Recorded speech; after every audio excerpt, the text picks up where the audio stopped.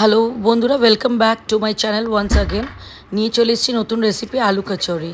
এটা বানাবার জন্য নিয়ে নেব একটা হাফ পেঁয়াজ, কারণ আমি নিয়েছি মিডিয়াম সাইজের একটা আলু, খুব বড় আলু নয়, আর হাফটা টমেটো কুচি কুচি করে কেটে নেব।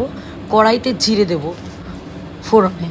জিরেটা যখন একটু ভাজা হয়ে যাবে, তেল গরম হয়ে যাবে ভালো করে, তখন এর মধ্যে দিয়ে দেবো একটু 1 পিঞ্চ অফ হিং।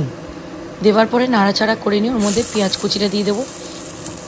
পেঁয়াজ কুচিটা যখন আধা ভাজা হয়ে যাবে তখন ওর মধ্যে দিয়ে দেবো টমেটোটা এবার গলে যখন আসবে, নাড়াচাড়া করলে ওটা ভাজা ভাজা হয়ে যাবে, টমেটোতে দেখবো গলে গেছে।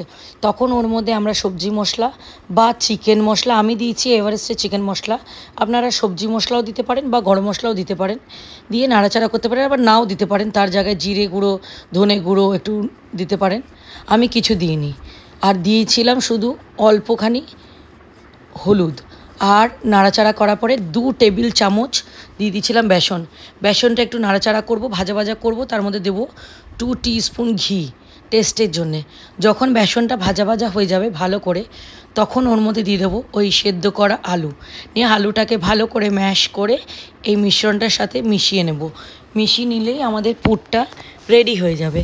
আর তারপরে দিয়ে দেবো স্বাদ অনুসার নুন, যতটা নুন লাগবে ততটা। এবার আপনারা যখন বানাবেন সেই আন্দাজ করে নুন দেবেন কড়াইতে। নিয়ে দেখুন আমাদের পুরটা রেডি হয়ে গেছে। এটা এবার একটা সাইডে রেখে নেব। তারপরে নিয়ে নেব আটা লেচি। আমি আটা দিয়েই বানাই, কারণ আমি সবসময় চেষ্টা করি ছেলেকে কী করে একটু হেলদি খাবার দেওয়া যাবে, সেই জন্য আটা লেচি। তার মধ্যে এইভাবে পুরটা ভরবো।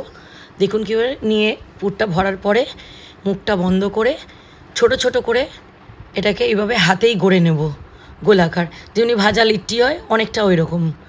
তারপরে এটাকে ভেজে নেব। ভেজে নিলেই রেডি হয়ে যাবে আমাদের আলুর কচুরি।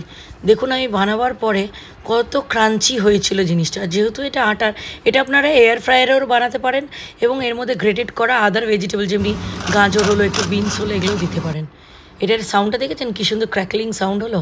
যাই হোক, ভিডিওটা এবং রেসিপিটা যদি আপনাদের ভালো লাগে, অতি অবশ্যই লাইক শেয়ার কমেন্ট করতে ভুলবেন না, ফলো আর সাবস্ক্রাইব করতে।